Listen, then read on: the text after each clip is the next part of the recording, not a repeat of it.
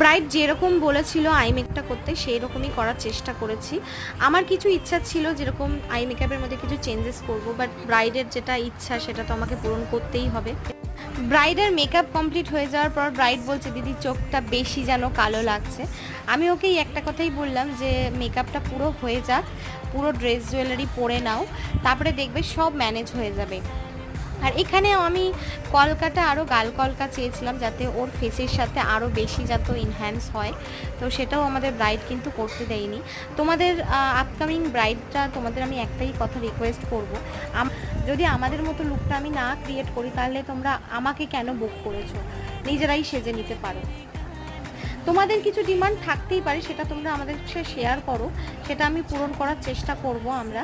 But আমাদেরও কিছু demand থাকে বা আমাদেরও কিছু ইচ্ছা থাকে, তোমাদের যেটা মানাবে সেটা কিন্তু তোমরা আমাদের কোনো কথাই শোনো না। যাক, ব্রাইডের লুকটা পছন্দ